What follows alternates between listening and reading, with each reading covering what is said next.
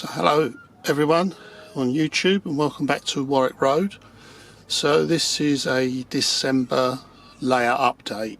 Not much to update, but I'll keep it as brief as I can.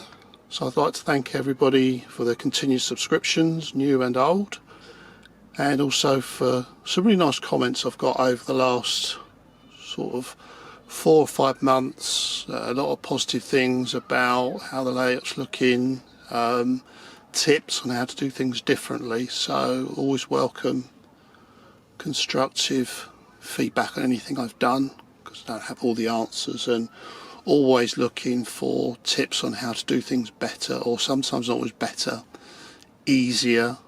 Some of the things I've undertaken have taken such a long time, and then get to the end of it and realise actually I could have done this a totally different way. So always welcome feedback. So one of the things that is new on the layout is this Hornby Class 56 Devon and Cornwall Railway. Saw a review on Sam's Trains on the Class 56. Didn't realise, never really looked at it as a loco before, didn't realise it was as detailed as it was. Really nice. Had a look at his video, then went online and saw a few other videos, and all the comments have been positive. The bogie detail's really great. It's up there for me as good as my Class 50 and my Class 60 from Hornby. It's really nice. It's just a shame I can't get hold of even a TTS sound chip for it. I got this second hand from Rails of Sheffield. I did get one brand new from a model shop, but the motor had burnt out, so it wouldn't go in AC or DC. And when I contacted the seller, they just offered me a full refund, so don't know what happened there. Couldn't give me another one. So I decided that I've bought lots of stuff from Rails before and they're very good, so I went for about a £5 or less. I got a second hand one already chipped and it is lovely. Sprung buffers, lights, just got to add some buffer beam detail to it, and this has been its first run in the loft today, so I'm really pleased with it, really pleased. Another new addition are these China clay wagons. This one in shot is from Colonel Model Rail Centre. I picked this up, it was a special offer come through on eBay. Pretty good price, and it is really lovely because it's already pre-weathered. But obviously I've seen some pictures of these on the internet, they get absolutely filthy. So yeah, really happy with that. So happy with that actually that I decided that I would pick up a couple more. So this is another one of the China clay wagons, and the third one, and I've got another one due in the post. These are the EFE Backman rail ones, and again these are really nice, really nicely detailed. I got this from the Class 37 Loco Society. They sell on eBay. A very good price. Beat any of the model shops. So I've got a couple of those. One here, one's on its way in the post. So I should be probably putting together over time a rake of about 10 of these. But obviously when I get my airbrush up and going and it warms up a bit, this will be a project to get them. Obviously I can't do it as well as the Kerno one, but obviously they wouldn't only probably on day one be seen like this, so I'm going to dirty them up a bit.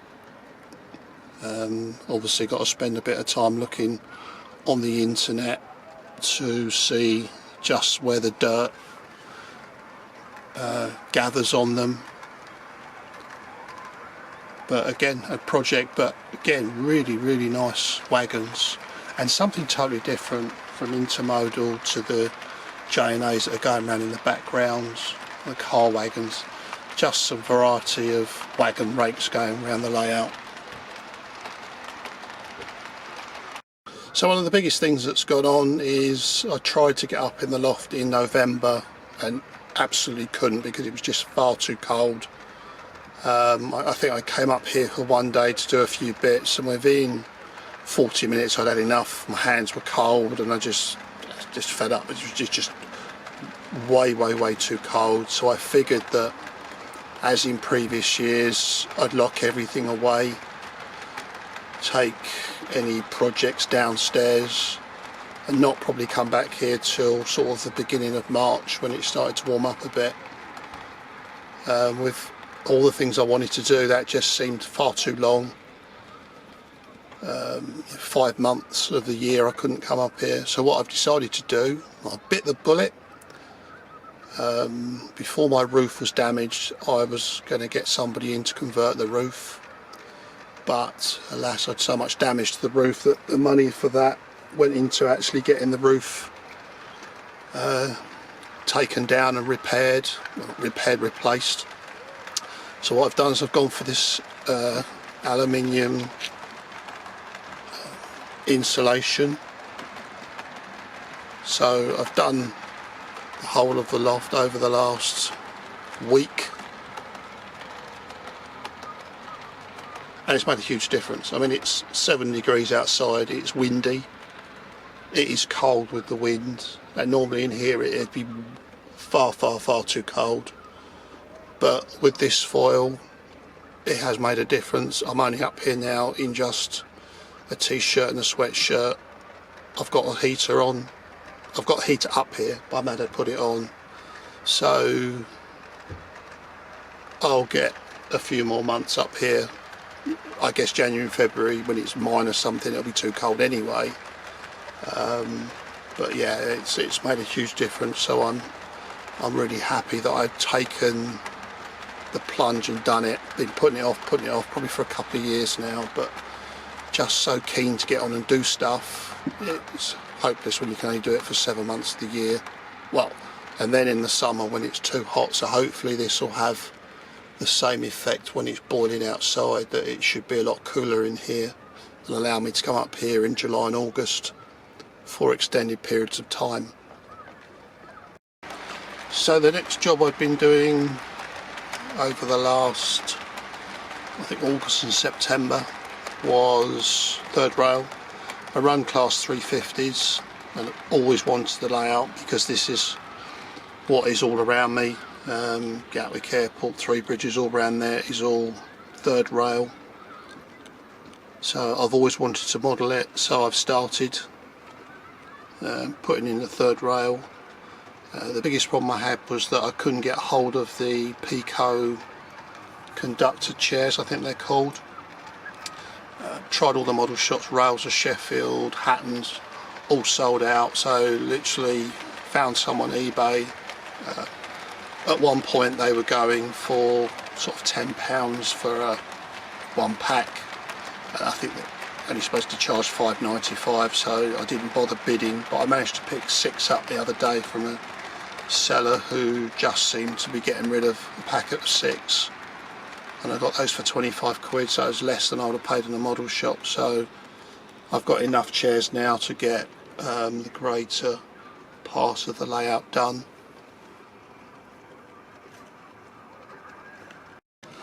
So from one of my earlier updates, it was the block of flats I'd been working on.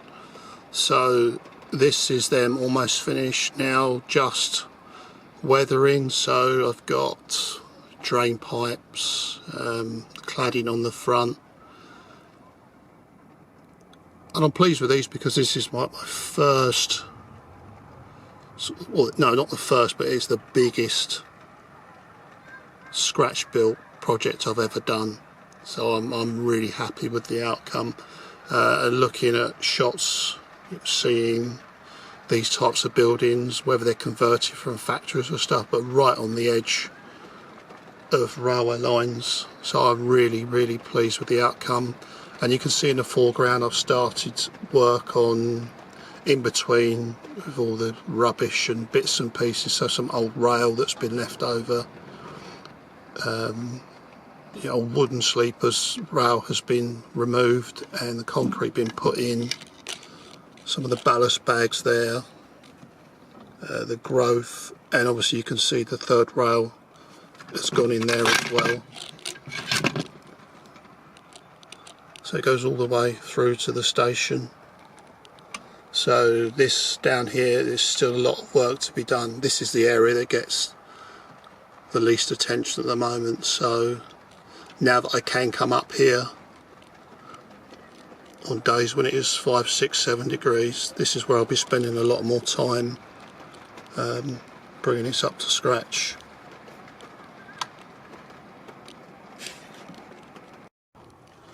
So another project working on is the main station. So this area has been left for a while. Couldn't make up my mind what sort of station I wanted. Originally it was going to be a terminus with the far track running round in a big loop, but there wasn't the room. It just didn't look right. So I've got a through station, but I didn't want mass the whole length of the platform on show. So this is long enough for a 7-car HST, but with the train pulled up you can only see 5 of the coaches and then the rest disappears under the scenic break. So all these buildings are scale scenes, because you can cut and chop and do what you want with them to fit what you need. So this platform here where the Mark 1s are, I'm just going to do a simplified version of the next platform without the buildings, just a platform shelter with some seating in there. And then moving up here, this is the latest edition. This is what I've been working on downstairs when it was too cold up here. So this is like another town scene. So this is the station area. So this is going to form part of the scenic break. And again, scale scenes, because you can chop and change, print extra sheets to extend the building, downsize the building, whatever, it doesn't matter. I really like them. Quite a few of the kits I've had on the layout are from scale scenes. So this whole area, the whole station area at the moment is scale scenes. So it really needs people. The back of the pub got a small terrace there, a couple of picnic tables, and then above, just where all the rubbish goes down there, there's a side gate which you can't pick out very well on camera. So the station has got lift shafts and a ramp down, so that's all just got to be tidied up. But like I said earlier, this is probably the part of the layout that's seen the most attention, and now I can get up here, it will see a lot more because nothing is stuck down. So this board literally comes downstairs and I can work on it. I've got a little table, evenings, mornings before I go to work, stuff like that. When I'm in the mood, just crack on and get it done. So this layout of the bus station is a copy of a bus station that's not too far away from me. I was down there a few weeks ago and sort of looked at it, and it's obviously space wise great because a bus station at a major station can take up a lot of space. So I just thought I'd do that. The building isn't a copy of what is at the bus station I saw, but with my limited scratch building, and where it is on the layout, it's not a focal part of the layout, so I wasn't going to spend hours and hours and hours on it. So this is just made up of scale model scenery, doors, and then the offcuts I've just made as like side windows, had it all glazed. I haven't finished it yet. Got people in there, signs, vending, ticket machines. Not sure whether to put a little bit of lighting in there, and then just finish it off. And this all really came about from watching Susanna at Mildenholm and Volmer with the buses. I've got a stack of them. I used to collect them. I thought it'd be good to put some back on the layout, but in a different position to the ones at the far end on the main town scene. So again, main station, there's always a bus stop, so I decided to do this. And up in the far corner there, I'll have some of those bikes that you swipe your card and get the bike out. So again, onto the internet to look at how I've got some bikes from Scale Model Scenery, just the colour, and whether I could model the racks or something similar to the racks that they come in. This part here, this will also be covered with the town scene, the scenic break. The raw mail depot I had down by the Loco shed is going to be moved to right at the back there, and in between there I'm not sure. So somewhere along the back will be the raw mail depot, and it will go up about as far as that red bus there, because I can't see around the corner from where I run the train, so there's no point doing that all as town scene, so I can't see it.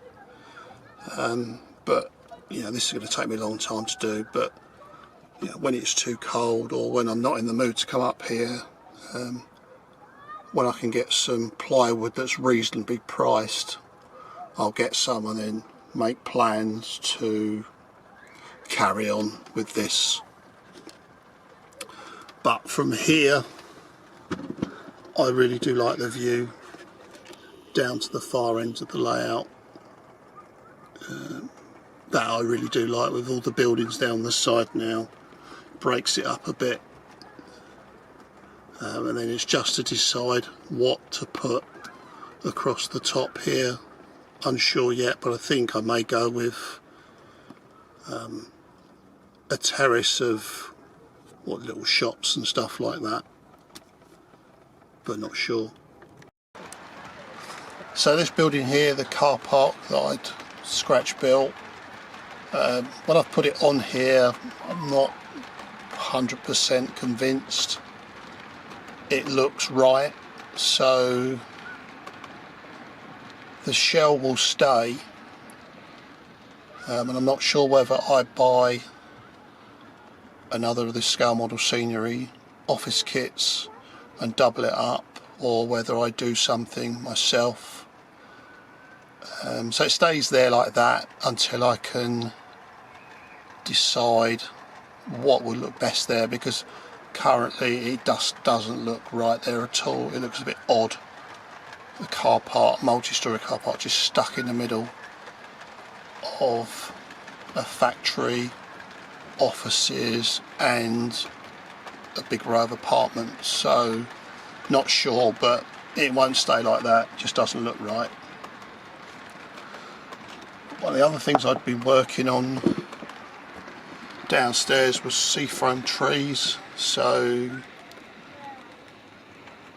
really had a go at making some more, but probably taking my time. I think the last time I did it, it was all very quick, because it looks like a very quick process, but I'd actually taken the time to paint the trunks and also pick out the right type, because obviously with seafoam you get some that would make really nice trees and others that don't. And I think before, when I had them, I just, oh yeah, well it looks, it's a seafoam tree, so I just made it into a tree and tried to make it fit, whereas now I've actually picked out the right ones, straightened them up. I just put them in boiling water and just straighten them out. Painted some of them trunked brown, I painted some of them grey to look like a silver birchish type tree. And then the others that weren't fit, I've just made them into like shrubs, stuff like that. So I like this view again through there, through the trees, and also that looking at the station, that before you could see everything, but now it's hidden. So I really like that view of the trains going through the gap in the trees, and when they're all running you see the other two lines coming through there as well. I'm really pleased with that look. And as well, at the end of the siding. I've added an overgrown buffer, and here, you know, the backs of the shops are partially obscured by the trees. So while I was filming and changing camera views, the postman's arrived and delivered my second EFE Bachmann China clay wagon, and this again came from the Class 37 Society. So that's 4 now, so when I find ones at the right price I will purchase some more, because as I said earlier, they are really nice. So the biggest project I've undertaken, apart from the loft, was to look at what I did with the Loco shed. I've got this kit here again, scale scenes kit, but doesn't look terribly convincing, and that's not the kit itself, that's my modelling techniques, skills. Just didn't look right. So I'd ummed and ahed. Then I saw a video on YouTube from Goodford Model Railway and saw the Pico kit, and straight away decided that that was the kit that would make things look a lot better. So I popped down to Gauge Master a few weeks ago, and actually they had one there, so I purchased it, and I've decided to change. So this is the kit. It's probably about half done. There's a lot of work to do, especially inside. Outside, obviously, age it a bit more, weather it a bit more. But all in all, it's a much nicer kit, and plus with the windows there, I can put some lights in and light up inside. There's a lot of stuff I've got for inside. I've got jacks, workbenches, a lot of stuff from West Hill Wagon Works, benches, lathes and all that sort of thing. So with the windows in there and some lights, it can show everything up. I did have the idea about making this site bigger and adding another track, but I've decided against that and just leave it like this and make it a small Loco shed. But again, work in progress. And this is where the Royal Mail depot sat, and it was just far too crowded. So I think even this may come out. I'm just going to make this the Loco shed, and I've got several Network Rail vehicles. I'll put them in here as well, and just have this whole area as Network Rail and a Loco shed. And a new addition, this came up on eBay from a company I bought before, Shed Ring Model Railways. It's a modern caravan. There are lots of classical old caravans, Oxford, Diecast and several others, but this is the first time I'd ever seen a modern caravan. So it's not hitched up properly yet, but I've got a big XC90 there. I'm going to put some people in there to make it look like a family's coming out of London on the way to the country, and I might even put a little bike rack on the back. But yeah, I really like the look of that the minute it came up, so I got one straight away. And on my travels past the train station the other day, I noticed a woman in a transit van, doors open, and she had like a kind of mat on the floor and had all flowers out for sale. So I decided I'd copy that. So I bought myself an Oxford Diecast Citron flower van, and there are a couple of 3D printed figures that I bought online. and then that's just seafoam, little bits of the seafoam trees with I think it's not Gauge Master do a pack of flowers, and her flowers were very vibrant colours, so I did the same. And again, overall it just will splash of colour to a busy station that you can see all the rubbish lying around and everything, and a McDonald's nearby. Just something different. And the odd bits of seafoam that wouldn't form trees, I've just used in the back as bushes and scrub on the retaining wall above the station. And I should do that little bit of the park there. I should put a few at the back, but not too many.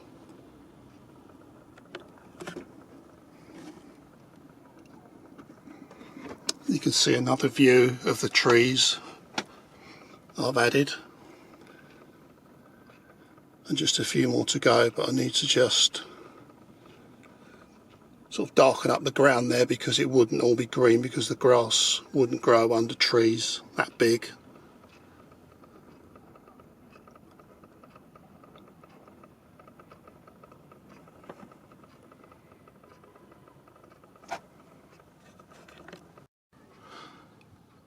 So I'm going to bring this video to a close.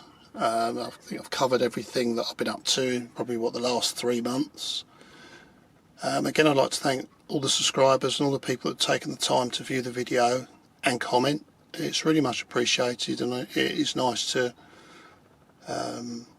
know that people are taking an interest in what I'm doing.